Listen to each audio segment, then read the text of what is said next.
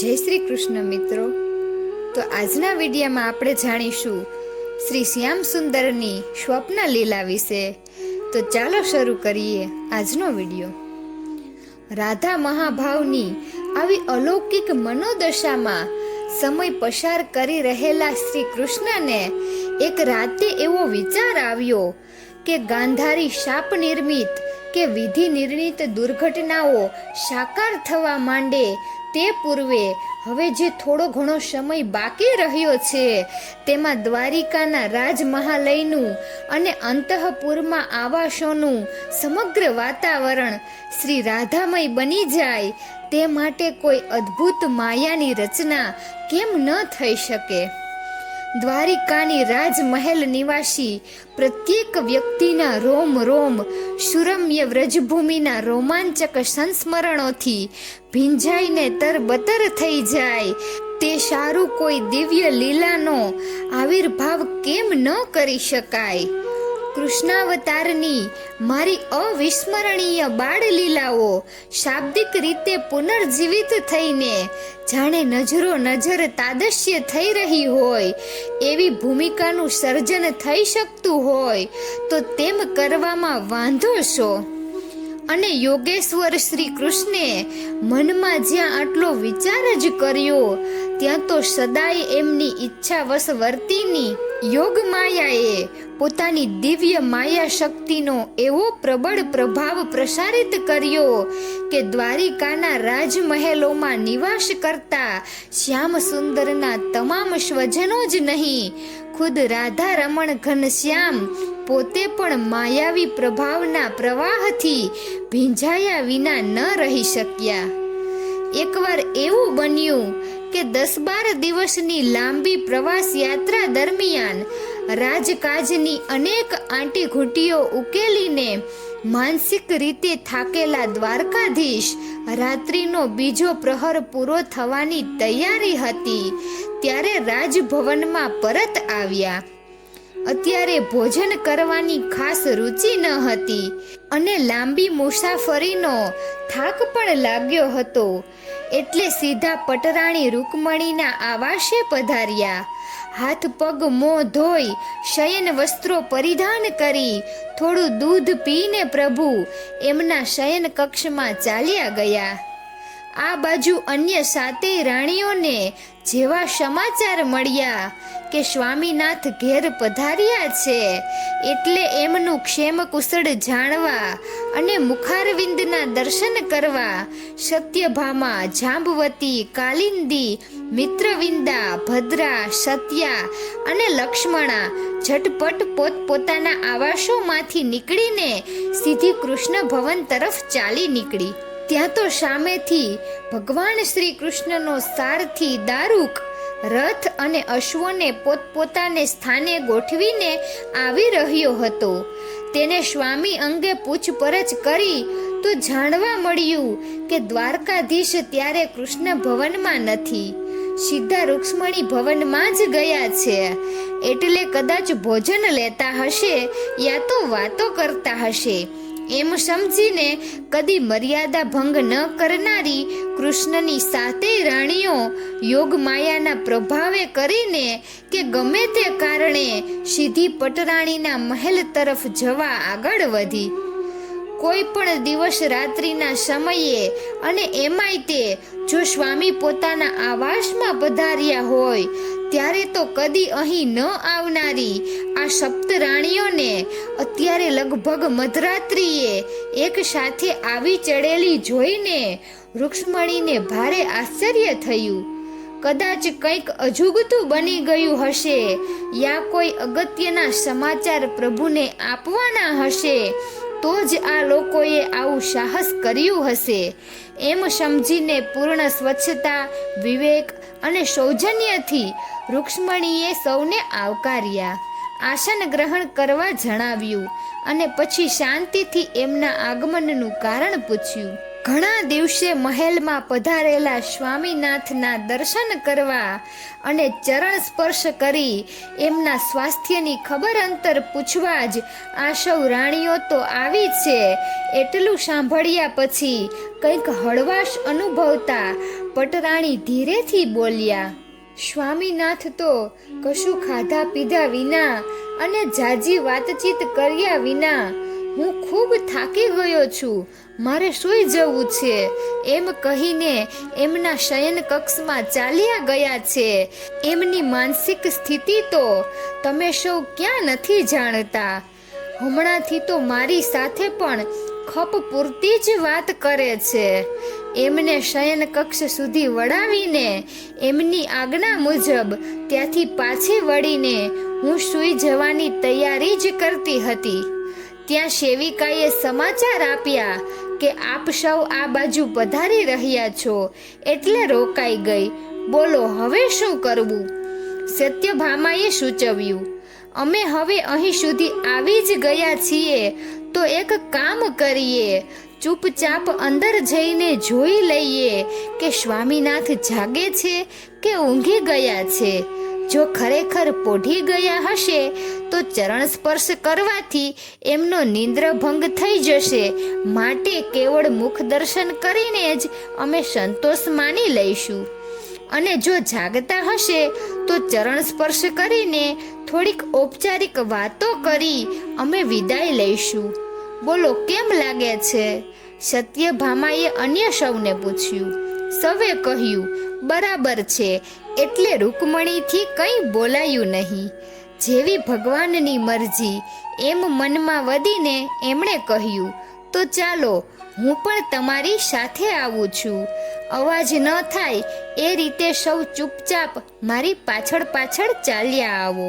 રૂકમણી સહિત 8 રાણીઓ ભગવાન શ્રી કૃષ્ણના શયન કક્ષમાં ધીમે પગલે પ્રવેશી. જોયું તો શ્યામ સુંદર દ્વારની વિરુદ્ધ બાજુ પડખાભેર સૂઈ રહ્યા હતા અને ખરેખર નિંદ્રાધીન હતા, કેમ કે એમના નશકોરાનો આછો ધીમો અવાજ પણ સંભળાઈ રહ્યો હતો. મુખ કમળના દર્શન પણ સી રીતે થાય, સિવાય કે સ્વામીનાથ આ તરફ પાછું બદલે. પટરાણીના ઈશારા મુજબ સૌ રાણીઓ પ્રભુના છત્ર પલંગની પાંગતે ને ડાબે પડખે હારબંધ ઊભી રહી ગઈ અને બેઉ કર જોડીને નિંદ્રાધીન પ્રાણેશ્વરને મનોમન વંદી રહી. મનમાં એ આશા ધરીને કે કદાચ સ્વામીનાથ પડખું ફેરવે તો ફેરો સફળ થાય, એમના મુખારવિંદના એકવાર દર્શન તો થઈ જાય. આટલી ક્ષણોમાં તો અંતર્યામી અને એમની ઈચ્છાવશ વર્તીની યોગ માયા વચ્ચે કદાચ આવી કંઈક મસલત થઈ ગઈ હશે કે લીલા કરવા માટેનો આવો ઉત્તમ મોકો જવા ન દેવાય.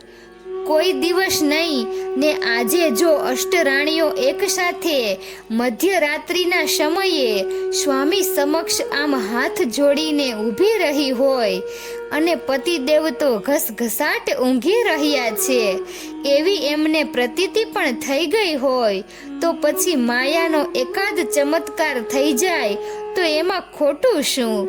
અને એટલે જ પછી તો જે થવાનું હતું તે થઈને જ રહ્યું. વાસુદેવે ઊંઘમાં ચીસ પાડી, રાધે રાધે, આ તે શું કર્યું દેવી?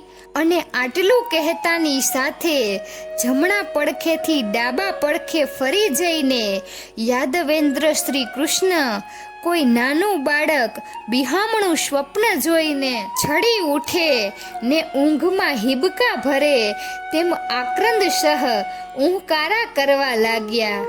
જિંદગીમાં ક્યારેય ના જોયેલી પ્રાણેશ્વરની આવી પરિસ્થિતિ નજરો નજર જોઈને રૂકમણી સહિત બધી જ રાણીઓ ગભરાઈ ગઈ, હેબતાઈ ગઈ ને હતપ્રત થઈ ગઈ. એક બાજુ થોડી થોડી વારે રાધે રાધે નો શ્રી મુખે થઈ રહેલો જાપ અને વચ્ચે વચ્ચે છત્ર પલંગમાં ઘડીમાં આ પડખે તો ઘડીમાં પેલે પડખે થઈ રહેલા ત્રિલોકપતિ રાણીઓથી પોતાના પતિ પરમેશ્વરની આ અકલ્પ્ય અવદશા જોઈ ન ગઈ અને સૌની આંખોમાંથી ડળક ડળક આંસુ સરી પડ્યા. સૌ પોતપોતાની રીતે મનમાં દુખી થવા લાગ્યા કે અરે રે, દ્વારિકાના ધણીની આ દશા, એક તો કેટલાય દિવસોથી નિરાંતે બેસવાય નથી પામતા, અને હવે તો રાતમાંએ કેવા બિહામણા સ્વપ્ન આવે છે. પરંતુ ઊંઘમાં સ્વામીનાથ જે કંઈ બોલ્યા એનો શો અર્થ?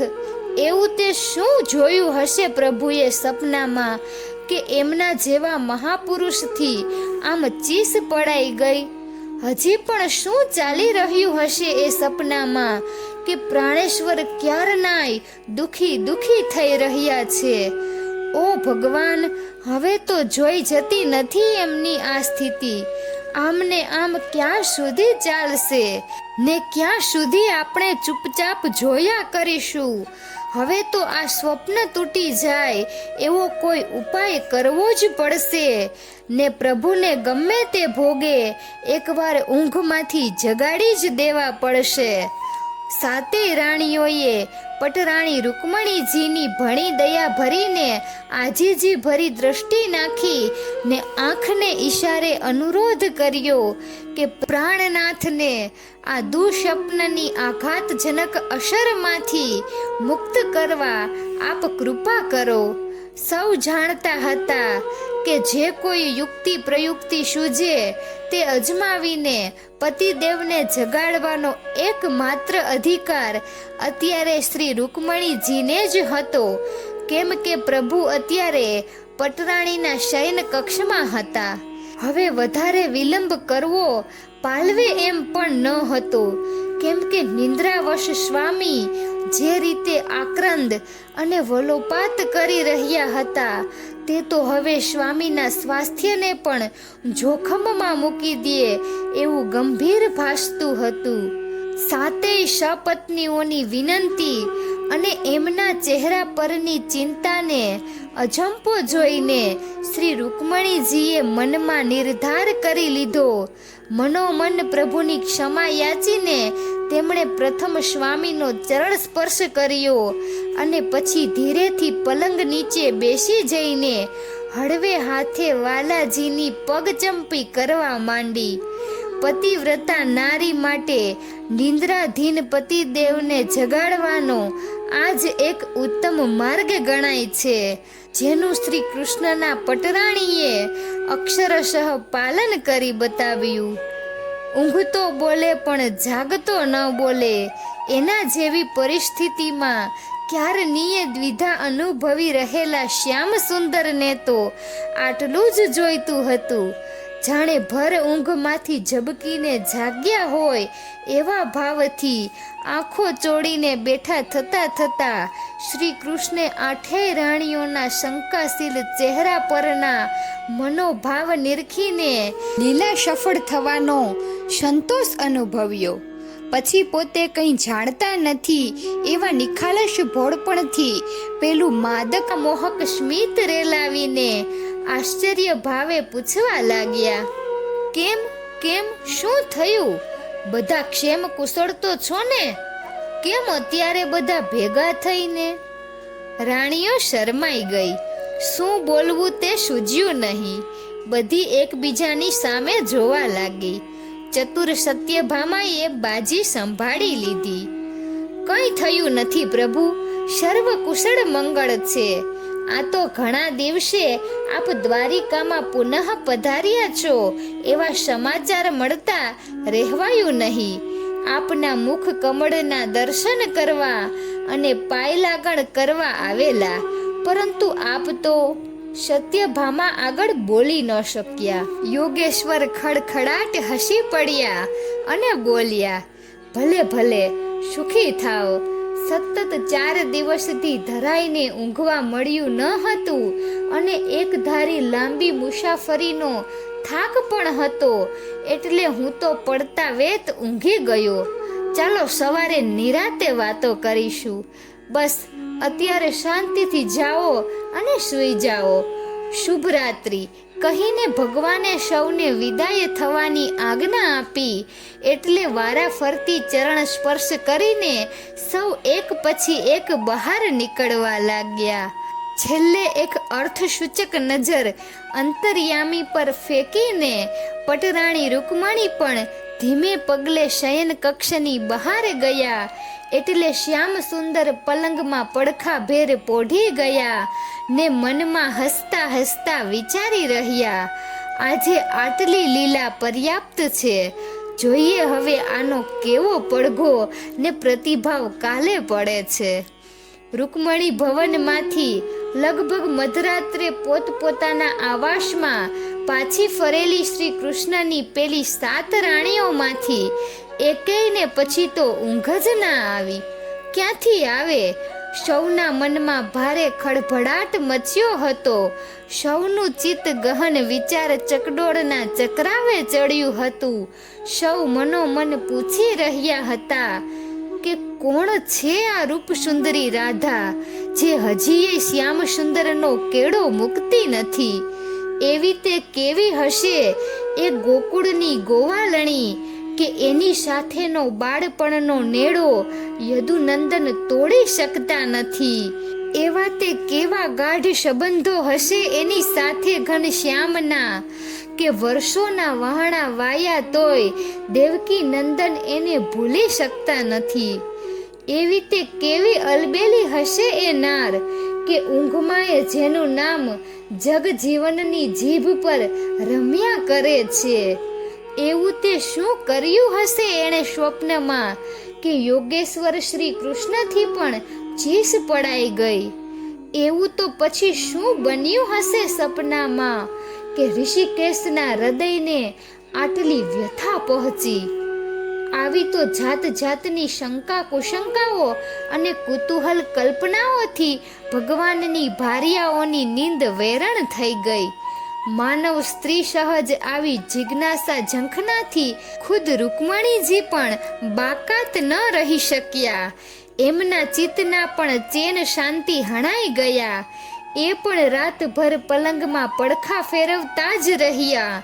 પછી તો બીજા દિવસની સવાર પડી. સુવર્ણનગર દ્વારિકાના ગગનચુંબી મહાલયોના રત્ન જડિત કળશો પર ભગવાન સૂર્યનારાયણના પ્રાતઃ રશ્મિ હજી તો પડ્યા ન પડ્યા ને ત્યાં તો શ્યામ સુંદરની બધી જ રાણીઓ શૈયા ત્યાગ કરીને ઝટપટ નિત્ય કર્મથી પરવારી જવા પ્રવૃત્ત થઈ. આ બાજુ યોગેશ્વર શ્રી કૃષ્ણ પણ ક્યારનાય જાગૃત થઈ ચૂક્યા હતા. પોતાનું પ્રાતઃ કર્મ તથા ધ્યાન આરાધનાની વિધિ રૂકમણી ભવનમાં જ પરિપૂર્ણ કરીને તેઓ હવે આજના રાજકાજમાં પ્રવૃત્ત થવા પોતાના કૃષ્ણ ભવનના મુખ્ય કક્ષમાં પધાર્યા. ત્યારે દાઉ બલરામ તેમની રાહ જોતા ત્યાં બિરાજમાન હતા. બંને બંધુઓ વચ્ચે ક્યાંક સુધી અનેક મુદ્દાઓ પર ચર્ચા વિચારણા થઈ અને પછી રાજ દરબારમાં જવાનો સમય થવા આવતા અલ્પહાર લઈ બંને ભાઈઓ રથારૂઢ થઈ વિદાય થયા. સૌ રાણીઓએ પોતપોતાના આવાસના ઝરૂખાથી દારૂક દ્વારા હંકારાતા રથનું પ્રસ્થાન જોયું. સૌને હાસ થઈ ગઈ. હવે ભેગા થઈને ચર્ચા કરવાનો સરસ લાગ મળી ગયો. એકબીજાને બોલાવવા મોકલીને સાતેય રાણીઓ ઝડપથી શ્રી રૂકમણીજીના ભવન પર પહોંચી ગઈ. બધાયના મનમાં શું જાણવા પૂછવાની જિજ્ઞાસા હતી તે તો સૌ વગર કહીએ સમજતા જ હતા. છતાં કોઈને તો શરૂઆત કરવી જ રહી. એમ સમજીને જાંબવતીએ પહેલ કરી. મોટા બહેન, ગઈકાલ રાતનું દ્રશ્ય આંખો આગળથી ખસતું નથી. સ્વામીનાથના શિરે યાદવોના ક્ષેમ કુશળની અત્યારે તો કેટલી ચિંતાઓ છે તે તો આપણે સૌ જાણીએ છીએ. છતાં એમને બીજું કંઈ યાદ ન આવ્યું ને પેલી રાધા જ કેમ યાદ આવી? બીજા કોઈનું સ્વપ્ન ના આવ્યું ને એમની બાળ સખીનું જ સ્વપ્ન કેમ આવ્યું? અને આવીને એવું તે કેવું સ્વપ્ન આવ્યું કે અંતર્યામીને ઊંઘમાં આટલું આક્રંદ કરવું પડ્યું? કંઈ સમજાતું નથી, પણ જરૂર કંઈક રહસ્ય છે એટલું તો ચોક્કસ. તરત જ શ્રી કૃષ્ણની છઠ્ઠી રાણી ભદ્રાએ ચર્ચાનો દોર ઉપાડી લેતા કહ્યું, દેવી, તમે તો બધું જ જાણતા હશો, કેમ કે સ્વામીનાથ તમારાથી તો કશું જ છુપાવતા નથી. વળી તમારી દેવી શક્તિના પ્રભાવે તમે તો તેઓ ન કહે તો પણ એમના હૃદયની બધી જ ભાવનાઓ જાણી લેવા સમર્થ છો. લક્ષ્મણા એકદમ બોલી ઉઠી, હા બહેન, તદ્દન સાચી વાત છે. તે દિવસે અમે ક્યાં નહોતું જોયું. સ્વામીનાથ તો એમના બાળ સખા સુદામાજી પાસેથી તાંદુલની બચકી આંચકી લઈને નાના બાળકની જેમ ફાફડા મારવા મંડી પડેલા. ત્યારે અમે તો સૌ મોં પર હાથ દાબી માંડ માંડ હસવું ખાડી રહ્યા હતા. અમને તો કાંઈ ગતાગમ જ ન હતી કે આ બધું શું થઈ રહ્યું છે. એ તો જ્યારે તમે કહ્યું ત્યારે જ ખબર પડી કે દ્વારિકાના ધણી તો પોતાના અજાચક્ર વ્રતધારી નિર્ધન સખાને તાંદુલના પ્રત્યેક ફાંકે પોતાના જેવી જ રિદ્ધિ સિદ્ધિને સમૃદ્ધિ બક્ષી રહ્યા હતા. એ તો સારું થયું કે અંતર્યામીના અંતરની ભાવના જાણી ગયેલા તમે ત્રીજે ફાંકે એમનો હાથ પકડી લીધો અને બાકીના તાંદુલ અમને પ્રસાદ રૂપે વહેંચી આપ્યા. એમ ન કર્યું હોત તો? લક્ષ્મણાની આડે પાટે જઈ રહેલી વાતને કાલિંદીએ એકદમ સંભાળી લીધી ને વચ્ચે બોલી ઉઠી, ક્ષમા કરજો લક્ષ્મણા, આપણે અત્યારે એ ગઈ ગુજરી સંભળાવવાની જરૂર નથી. જે કામ માટે આપણે ભેગા થયા છીએ એની જ વાત કરીએ. હમણાં કોઈ આવી ચડશે તો આપણી વાત વાયરે ઉડી જશે. મિત્રવિંદા કાલિંદીની વારે ધાઈ અને મૂળ વાતનો દોરી સાંધી લેતા એ બોલી, મોટા બહેન, જ્યારે જ્યારે ધર્મ સંકટ આવ્યું છે ત્યારે આપે જ અમારું રક્ષણ કર્યું છે. આજે આ મહાસંકટ ટાણે પણ અમે આપના જ શરણે આવ્યા છીએ, કેમ કે બીજા કોઈ સમક્ષ તો આ વાત કહેવાય એમ પણ નથી. આપ બધું જાણો છો, પછી અમારે બીજા પાસે જવાની જરૂર શી? આ રાધા કોણ છે, કેવી છે, ક્યાં છે, એ બધું આપના શ્રી મુખેથી જ સાંભળવાની અમારી ખાસ જિજ્ઞાસા છે. સાચું કહું છું ને બહેનો? તેણે સૌ સામે જોયું. બધાએ હામાં હા મિલાવી. સત્યાએ તો પટરાણીના પગ જ પકડી લીધા અને આગ્રહભરી વિનંતી કરી, મહાદેવી, કહો ને, કોણ છે આ રાધા? ક્યાં મળેલી એ મુરલીધરને? આપે એને જોઈ છે? સ્વામી અને એ છેલ્લે ક્યાં મળેલા? એ અત્યારે ક્યાં રહે છે? શું કરે છે? અમને કંઈક તો કહો. અને આટલું સાંભળ્યા બાદ સત્યભામાએ પણ રૂકમણીના બંને હાથ પકડી લઈ આંખમાં આંખ પરોવી સૌની જિજ્ઞાસામાં પોતાનો સૂર પરોવ્યો. ત્યારે તો રૂક્ષ્મણીજી કિંકર્તવ્ય મૂઢ થઈ ગયા. થોડી વારે કળવળતા સૌને આસન ગ્રહણ કરવાનો અનુરોધ કરીને સ્વયં આસનસ્થ થયા અને પછી હળવેથી બોલ્યા, જે જિજ્ઞાસા તમને સૌને થઈ રહી છે તે મને પણ થઈ રહી છે. તમે સૌ જે પૂછી રહ્યા છો તેમાંનું તો હું કાંઈ જાણતી નથી. માત્ર એટલું જ જાણું કે રાધા નામની એક નાનકડી ગોપાંગના પ્રભુને એમની બાલ્યાવસ્થામાં એ જ્યારે નંદબાવા અને યશોદા મૈયાને ત્યાં બાળપણ ગુજારી રહ્યા હતા ત્યારે વ્રજભૂમિમાં મળેલી. પણ એ તો સાવ નાનપણમાં. ત્યાર પછી એ મથુરામાં આવ્યા ને કંસવધ કર્યો. ત્યારે તો હું પણ મારા ભાઈ રૂકીમ સાથે મથુરા આવી હતી ને મેં પહેલી જ વાર એમને ત્યાં જોયા. ત્યારે તો એમની સાથે એ નહોતી આવી. પછી તો એ ગુરુને ત્યાં ભણવા ગયા ને પાછા આવ્યા બાદ મથુરાની પ્રજાનું ને યાદવોનું રક્ષણ કરવાની સતત દોડાદોડીમાં પડી ગયા. એટલે એ દિવસોમાં પ્રભુ મથુરાની યમુના નદી ઓળંગીને પેલે પાર ગયા જ નથી. એ હું બરોબર જાણું છું. પછી તો મારા સ્વયંવરનું જે નાટક રચાયું હતું તેમાંથી મને બચાવી લેવા મેં એમને દ્વારિકા મુકામે પત્ર મોકલ્યો અને તેમણે મારી ઈચ્છા મુજબ મારું અપહરણ કર્યું. બસ ત્યારથી માંડીને આજની ઘડી સુધી હું પ્રભુની પાસે જ છું અને તેથી ચોક્કસ કહું છું કે રાધાની ને સ્વામીનાથની મુલાકાત આ બધા વર્ષો દરમિયાન ક્યારેય થઈ નથી. સત્યભામાથી હવે બોલ્યા વિના ના રહેવાયું. મોટી બહેન, માની લીધું કે એમની વચ્ચે મુલાકાત નહીં થઈ હોય, પરંતુ પ્રભુ એને ભૂલ્યા નથી એ તો દીવા જેવી વાત છે. એ વિના ઊંઘમાં એનું નામ જીભ પર આવે નહીં. વળી અમને એ પણ ખાતરી છે કે પ્રભુએ એના વિશે ઘણી બધી વાતો તમને તો કરી જ હશે.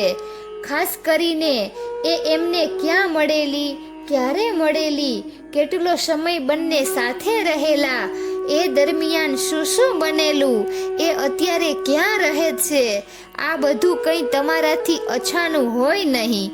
અને અમારે તો તમારી પાસેથી જ એ જાણવું છે. બીજું કંઈ જાણવાની જિજ્ઞાસા છે જ નહીં. રૂકમણીજી નીચું જોઈ ગયા અને એટલું જ બોલ્યા, તમને મારા પર વિશ્વાસ તો છે ને? હું મારા જીવના જ નહીં, આપણા સૌના પ્રાણેશ્વરના પ્રાણના સોગંદ ખાઈને કહું છું કે જીવનમાં ક્યારેય પણ એમણે મારી સમક્ષ આ રાધા નામ પણ ઉચ્ચાર્યું નથી. પછી એના વિશે કોઈ વાત કહેવાનો તો પ્રશ્ન જ ક્યાં રહ્યો? સાચું કહું તો તમારી સૌની હાજરીમાં કાલે રાત્રે પહેલી જ વાર મેં એમના મુખારવિંદમાંથી રાધા નામનું રટણ થતું સાંભળ્યું અને ત્યારથી હું પણ એવી ડઘાઈ ગઈ છું કે બોલતા બોલતા રૂક્ષ્મણીજી ગળગળા થઈ ગયા. થોડી ક્ષણો એમને એમ પસાર થઈ ગઈ. હળવેથી કાલિંદીએ પ્રસ્તાવ મૂક્યો, દેવી, એક કામ ન થઈ શકે? આજે રાત્રે તમે પ્રભુને પૂછી ન શકો કે આ રાધા કોણ છે અને ઊંઘમાં એના નામની ચીસ પાડીને જે બોલાયું તે શું હતું? ગઈકાલ રાતનો પ્રસંગ ટાંકીને જો તમે પ્રેમવશ લાગણીથી પૂછશો તો સ્વામીનાથ તમારાથી કશું જ છુપાવશે નહીં ને બધું જ કહી દેશે. તમે એકવાર જાણી તો લો, પછી તમારી પાસેથી અમને. રૂકમણી એકદમ ઊભા થઈ ગયા અને ધીમા પણ મક્કમ અવાજે બોલ્યા, ના ના, હરગીજ નહીં. સંસારની કોઈ પત્ની પોતાના પતિને આવું ન પૂછી શકે, અને એમાંય તે હું ને દ્વારકાધીશને આવું પૂછું? અશક્ય, મારાથી એમ ન બને, મને માફ કરો. બીજું તમે જે કહો તે એમને પૂછું.